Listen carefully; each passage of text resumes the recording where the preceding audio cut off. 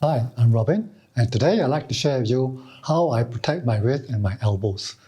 So the wrist and elbows are very important because we use them a lot in daily life, in using our handphones, using the mouse, exercising and so on. So once these get injured, and then a lot of things we will not be able to do. So first let's start off with our warm-up of our hands. The first thing I want to do is to place the hand this way. Okay? You look from the side view, from here, I put the hands down, my fingers are still on the ground, and I will bend my fingers. Okay? I'll bend my hand and put it back. So I put it back and I bend my elbow. So I'm trying to stretch this part of the forearm. Yeah? So 1, 2, 3, 4, 5, and I hold it. 1, 2, 3, 4, 5. And next we bring our hands inwards this way. Here, the hands go in, and then we lean forward, the elbows are bent, and then we try to straighten the elbows. 1, 2, 3, 4, 5, and then we hold it. 1, 2, 3, 4, 5. Then we turn outwards. So now my thumb is pointing towards me, and fingers towards each other. And then from here, probably your palm will be off the ground. Try to press it down.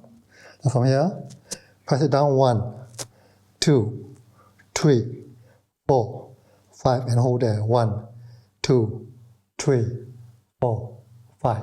Then from here we do flexion. So we go onto our knuckles and go into a knee push-up. Then from here we flex our wrist, keeping our hand straight, arm straight. 1, 2, 3, 4, 5, and then we hold it. Now if you can't do that, you can always open your hands first, which is easier. So you open, notice the hand opening, or you can also bend your elbow, which is always easier. So eventually you want to do, maybe you bend a little bit, and then gradually you bend less, and then you do the complete one. Okay? Once you finish that, we can do wrist circles. 1, 2, 3, 4, 5, change direction. 1, 2, 3, 4, 5. Then forward and back, up and down. Then we turn them in and out. In and out, in and out. Okay? So these are different directions we tend to use in exercises. So it's good to just stretch them out and get them loosened to get the range. Okay? Warm them up. Next thing we're going to do is something like a rocking action in the knee push-up position. So from here, we make sure, first thing you do is to grip the floor. Grip the floor, and then we go into a hollow body position in our body, and gently walk forward. Find your range. So as you walk forward, the wrist angle here will change more. The more you lean forward, the greater the angle, the more stretch you have. So grip the floor while you do that. Grip. So notice here, I will grip as I lean forward. So you don't go forward and don't grip, and then you're just going to place a lot of stress on your wrist. So while gripping the floor, so when you grip the floor, it actually, notice my fingers, they're all bent here. There's a gap here, but my whole palm is on the ground. It doesn't do this, it doesn't do flat either. So you need to make sure you bend the fingers. So these are what we call gripping the floor. So grip and lean forward. Forward. So walk, after a while you find it, your wrist warmed up, you can get better range. Then you go left and right, left, right, left, right. Now depending on which side is tight, you'll find maybe left side is a bit tighter, you got a problem, so do a bit more and it will loosen up. After that, you're doing a circle, change direction, 1, 2, 3, 4, 5, here. Next thing good to do is what we call shoulder taps. So shoulder taps is something probably a bit unusual. We'll do it like this. So this is meant to do in a fast action, and the elbows are supposed to be worked here. And notice the forearm is moving. So it's not like that, where you tickle with your finger. This whole forearm has to move at high speed.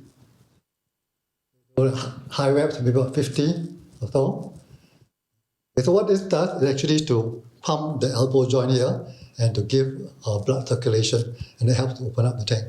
So once you've done enough of this, and then from here you're going to flick your hands. Flick. So it's like you don't do it gently, it's forcefully, and you let go your fingers and release this. Pump, pump, pump, pump. So it's like a punch, but release, release, release. Punch. So these release all the joints and they help to align the muscles. And then you can also do it, turn it in, flick.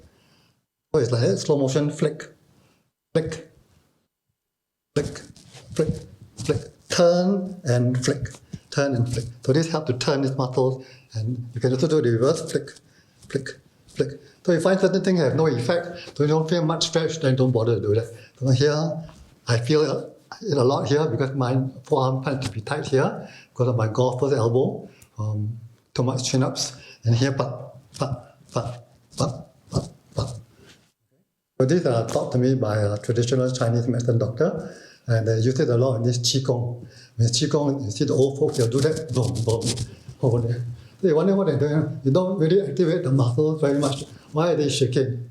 What they are doing actually is exercising the joints. They're pumping the joints to let blood flow go to the joints. Okay? Because the joints need blood flow, and blood flow doesn't go well to the joint. So you need to do high reps and a lot of action to flick to let the blood flow. Okay? So that will help to relieve stress on your joints as well and loosen them a bit. Then you can also flick the wrist a bit. Flick, flick, flick. Different directions. Yeah. Okay, but do it gently at first. Then slowly as you warm up, then you can do it a bit faster. Okay? Next thing we want to practice is a bit of how to grip the floor. So gripping the floor is important because once we grip the floor, we are engaging the muscles to help support the joints, and that will protect the joints. So when we put our hands on the floor like this, notice the hands are flat. We don't want the hand to be flat. We want to grip the floor and have the finger, there's a gap underneath our fingers, but our palm is flat on the floor. So you want to practice, hand on the go, grip, grip, grip, grip, grip, grip. So once you say, for example, you're doing a moving action, tap, so when you grip, you don't put flat, then you slowly take your time to grip, but then it's too late. Once you touch, before you even start to touch, you better start gripping to be able to absorb the impact to protect your wrist. Okay? Next, we're going to do some simple strengthening exercises. The first one will be fingertip push-ups. So from here, we go into like a kneeling plank position. Finger lift ups. 1, 2, 3, 4, 5. Okay? Then we can do finger push-ups where our fingers stay on the ground, palms off the ground. 1, 2, 3, 4, and 5. Okay? Now, we can also use a weight to actually hold a weight and go up, down, go up, down here. Or you can also do rollers. Okay? For me, I don't like to use a weight because I have to find a weight. So I will use my hand for resistance. I will press down, resist, and come up. So I only do it on the down part. 1. So this is called eccentric strengthening. I'm strengthening as the muscle is lengthening. So important is to, when you press it down, use your right hand to resist. Resist and come down. Resist and come down. I can do it the other way. Resist and come down. Resist and come down. Resist and come down. And I can do it up and down. Resist and come down. Resist. This the other way. Upwards. And so from here. 1, 2, 3. And the same thing for the hand. 1, 2, 3. And so on. Okay? You can palm. 2, 3. So these are what we call eccentric strengthening exercises. So it helps to actually relieve some of the stress from the forearms, and which also sometimes can affect the elbow. Another thing you can use to work your wrist and your elbows is this thing called a Theraband Flexbar. Okay? So it's an elastic band, it bends, and it can twist. So you can use twisting exercise here, and down, turn. You can twist this way, and then twist this way. And I can do this way, this way, this way, this way. Okay? So these are quite good for warming up because sometimes you just hold, you don't get a twisting action. So this is the twisting action. You can also twist a towel, and then twist it the other direction. So sometimes when you get forearm problems, you'll notice only when you turn it in, you'll get pain. That's because certain muscles you seldom use and they are so-called being overused because they are too weak to take the strain. So these are good for developing other muscles. The other thing also is good to use is this thing called iron crush. There are different brands. It's basically a big rubber band. You put your hand over here and just open, open, open. So you notice most of the time when we are gripping a bar, it's like that. We're gripping the floor, it's like that. So it's always down. Instead of open up. So this exercise helps to open up. So this is like when you exercise your biceps, you need to do your triceps, right? So you have balance in front and back. Same thing with hands. You practice gripping here, you need to practice opening up as well. Not it's overdeveloped one side, then you'll find problems having here. So here, you can just put your band here and open up. Open up. Now, if you don't want to use the band, you can also use your own fingers. So this finger is like the resistance. You put it here, like a container, you try to open your hand. So this hand is blocking it, and you try to open, then do the other side, open. So you can vary this resistance given. So I find it actually quite effective compared to using a rubber band, and I don't need to use any equipment. Then of course, for those of you who practice a lot of work on floor, like handstand and so on, you're constantly having to grip the floor. So that by itself, actually, you are strengthening your fingers. Or if you're hanging from the bar, like doing pull-ups or L-sits or toes to bar, you have to hang from the bar, you also need a lot of grip strength, so that will develop the grip to some extent. Okay? But these grips, you haven't noticed, I said, it goes in certain directions. Well, the rest of the supplementary exercises, they attack it from different angles. So it's good to have these supplementary angles to make sure that the wrist is fully developed all around so it's supported well.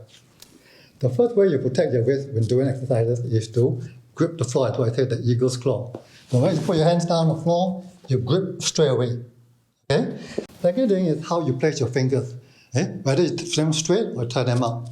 So if you turn them straight here, like that, but you're going to lean forward, it's going to be more stressful. So it's good to turn them out slightly, like that, 45 degrees or so. And then as you lean forward, the stress on the wrist is less. But you still need to grip the floor. Okay? The other way you can protect your wrist is to actually your fist and go like this. So notice when I put my fist here, and then my wrist doesn't really bend. If I put my wrist here, notice at the angle here. So when I can reduce this angle of flexion, and I do maybe push up in this way, then you're reducing stress on your wrist. Okay? But of course, for you to do handstands like that on the fist, it's a bit difficult because it's very difficult to balance like that because you don't have finger support. So while you can do them for push-ups, you can't do them for everything. Actually, those things that require. The thing you can do to help protect your wrist is to use parallettes. So parallettes, you notice again, when I hold them, my wrist is not so angled as opposed to doing this. So my wrist is slightly less angled, and here, so that takes the stress off the wrist as well. So do you use the parallettes all the time to take the stress off the wrist? The answer is no. Because you use the parallettes all the time, then you are not so-called stressing your wrist enough to strengthen it. So you want to strike a balance between stressing it to strengthen, but not stressing it so much that you strain the wrist. Okay? So maybe you'll do, for example, 50% on the parallel, another 50% on the floor directly.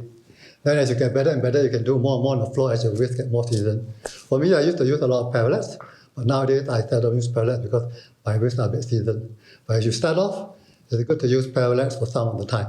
What proportion, that's up to you. Another way you can protect the wrist is to use this thing called wrist wraps. So these things you can buy, you just go around here, they go around your wrist, and you tighten it. To provide some support here, like a band here to support. But I don't quite like this because I feel restricted. I find my control is being hampered by the band. But some people like that. Okay? So that is another option. So to conclude, it's very important to take care of your wrist because once your wrists are injured, there are a lot of things you can't do. And it's very common for people to get injured. Even if you're doing simple exercises like planks, you stay in the plank long enough, you can have enough stress there, and then after a while you can't do it. Okay? So whether you're doing simple exercises or more difficult exercises, taking care of your wrist is the number one priority. Because a lot of exercises you require to put your hand on the floor.